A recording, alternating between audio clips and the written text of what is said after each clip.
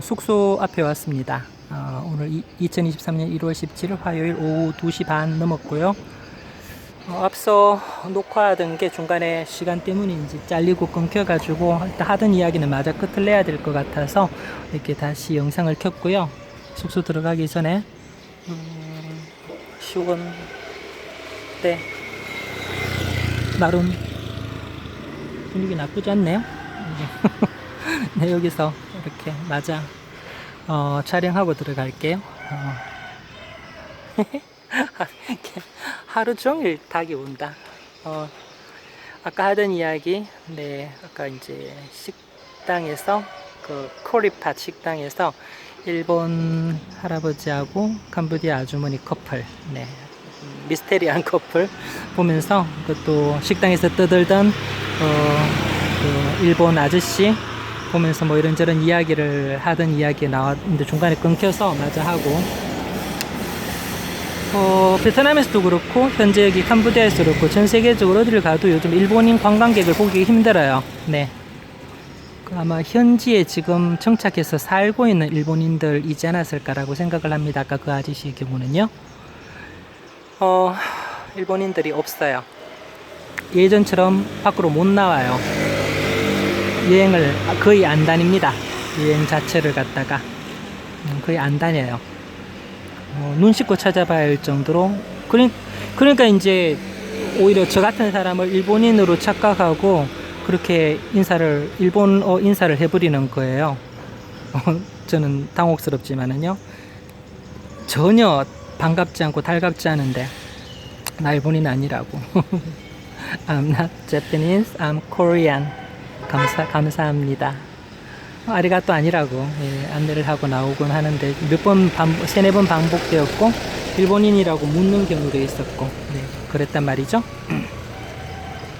아까 이야기했던 대로 일단 첫 번째, 지금 우리나라와만 일단 단순 비교를 했을 때요, 1인당 국민소득이 올해 1인당 국민소득이 작년 올해 일본을 우리나라가 추월했습니다. 물론 환율의 어떤 지금 디스토션, 어떤 외국이나 이런 영향의 탓도 있긴 하지만은 아무튼 우리나라 1인당 국민소득이 현재로 일본 1인당 국민소득보다 높아요. 그리고 최저임금 면에서는 4년인가 5년 전에, 좀 해가 바뀌었으니까 5년이라고 해야 되겠네요. 5년 전에 벌써 우리나라가 일본의 최저임금을 추월했습니다. 우리나라 임금 수준이 더 높은 거죠. 실제로 평균을 내봐도 그렇고 임금 수준은 일본이 우리나라보다 낮습니다. 우리나라가 임금을 더 많이 줘요. 최저임금을 계속 높였던 탓이겠죠. 일본이 더 낮아요. 물론 국내 총생산 면에서는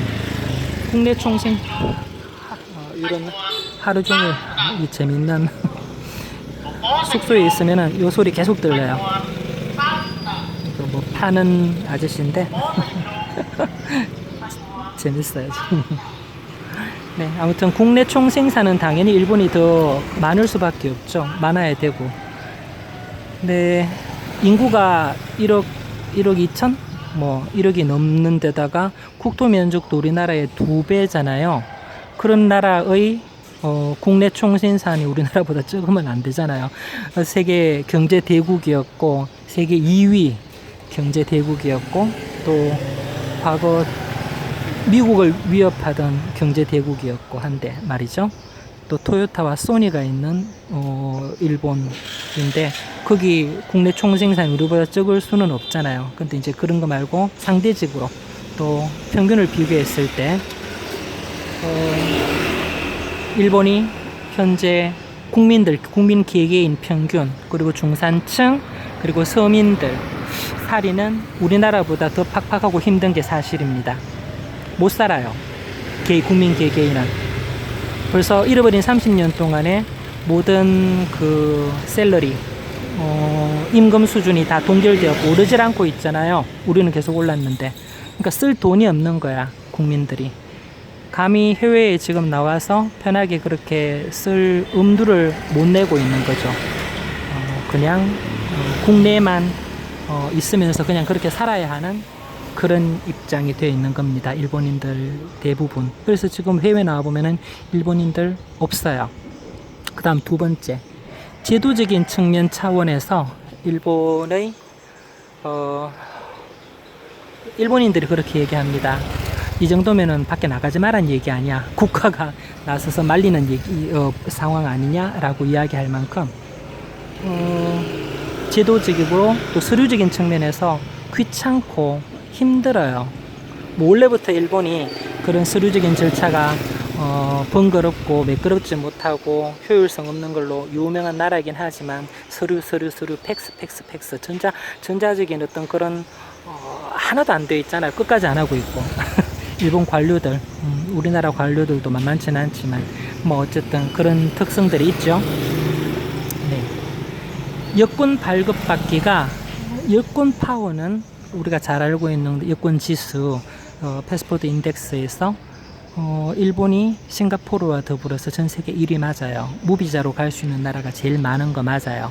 그런데 우리나라가 이제 또 독일과 더불어서 공동 2위 맞고요. 그런데 물론 매년마다 좀 달라지긴 하지만은 평균적으로. 그런데 실제로는 그거 무용지물, 별로 의미가 없어. 왜냐하면은 나가지를 못하는데, 아까 얘기했듯이 수입 소득 수준 그런 거 엉망이고, 거기다가 여권 발급이 너무 귀찮고 그리고 오래 걸리고 비효율적이고 이래서 여권 발급받는 게 너무 힘들어요. 일본에서는 시간도 오래 걸리고, 그리고 발급해주는 기관도 되게 제한적이고, 우리나라처럼 그렇게 구청, 시청에 가서 쉽게 꿈도 꾸지 마세요. 일본은 그 발급 되게 오래 걸려요. 무조건 기다려야 되고, 서류도 엄청나게 많은 서류가 필요하고, 우리나라하고는 차원이 다릅니다. 그러니까 그 정도 귀찮음을, 웬만한 성의와 노력과 열정이 없으면 여권 발급받는 것부터 지쳐가지고 해외 나가는 건 생각도 못 한다는 얘기예요. 그죠? 그렇게 생각하면은 뭐 지들 하는 말 맞다나 나가지 말란 얘기지. 그냥 나가지 말란 얘기지. 이렇게 또 그 다음에 영어 안 되죠. 우리나라보다도, 그러니까 그들의 자만심, 교활함. 모든 언어는 모든 서적과 모든 지식은 일본어로 다 번역된다. 일본어로 다 거쳐서 간다. 그러니까 굳이 영어를 배울 이유가 없었던 이들의 입장에서는 영어 실력이나 영어 회화 이런 거 엄청나게 수준 떨어지고 실력이 낮아지고, 덕분에 영어를 못하는 거죠. 영어를. 그래서 영어 하는 거 되게 꺼려하고 불편해하고 못해요. 실제로 일본 애들 재밌죠. 그렇게 잘 살고 선진국인데 영어를 못해. 그래서 그 부분이 해외 나가는 거 꺼리게 만들죠. 네. 그리고 어떤 안전이나 그 보안, 치안에 대한 과도한 두려움, 그리고 그런 데 대해서 그 일본 국내 여론 혹은 언론이 조장하고 있는 어떤 그런 분위기 같은 거, 연일 그런 거 계속해서 보도를 내보내더라고요. 일본이 제일 안전, 물론 우리나라도 비슷하긴 한데 근데 그런 거 있어도 우리는 잘만 나가는데 근데 일본이 제일 안전하다, 해외 너무너무 이렇게 위험하다, 나가면은 다 범죄투성이다, 나가서 그러니까 겁이 나서 해외를 아예 못 나가도록 국내 여론이나 언론이 만들어버리는 거죠. 이게 작전이 아닐까 싶을 정도로 나가지 마라는, 제도적으로는 여권 발급받기 엄청 귀찮고 번거롭고 짜증나도록 만들어 놓고, 또 그 다음에는 언론이나 여론적인 측면에서는 일본이 제일 안전해. 일본도 뭐 사건 사고 추잡한 범죄들 흔히 일어나고 있더만은 그런데 이제 자기들 제일 안전하고 해외 나라 나가면은 다 범죄자 투성이고 그거는 당연히 알고 있는 거니까 그 알고도 우리나라 사람들은 잘도 튀어나오잖아요. 저도 그렇고요. 재밌죠? 아무튼 그런 상황입니다. 그런 여러 가지 이유들 때문에 해외에서 요즘 특히 몇 년 전부터 일본인들 보는 거 눈 씻고 찾아봐도 정말 찾아보기 힘들 정도로 일본인 해외 관광객들 찾기가 힘듭니다. 그 중에서 단연 된 이유는 그 경제적인 부분, 일본이 지금 잃어버린 30년 이후에 폭망한 그 일본 경제와 그리고 소득 수준 이것 때문이 아니겠어요. 그게 제일 클 거예요. 그게 제일 크고 아무튼 그 다음에 여러 가지 그런 문화적인 이유들 또 소심함 이런 것들이 일본인들로 하여금 근데 덕분에 뭐 나 같은 사람만 일본 사람으로 예전에 이제 일본의 그 영광스러웠던 화려했던 역사들 또 지위들 이런 것들 또 일본 관광객들이 가지고 있던 일본 국민들 시민들이 가지고 있던 그런 어떤 특수한 모습들이 우리나라 사람들하고 실제 내막은 전혀 다른데 근데 겉으로만 보이는 그런 어떤 겉모습 분위기에 또 모양도 비슷하게 생겼잖아. 같은 또 많은 부분에서 피가 섞이기도 했고 그러다 보니까 이 착각을 하는 거죠. 우리나라 사람들을 일본 사람 저를 포함해서 뭐 묘해요. 기분이 썩히 상쾌하진 않고요. 어쨌든 묘해요. 뭐 그걸 보면서 요즘 여기에 일본 관광객들의 분위기가 이렇구나. 많이 없구나. 또 우리나라 관광객들의 이미지도 많이 변화되었구나.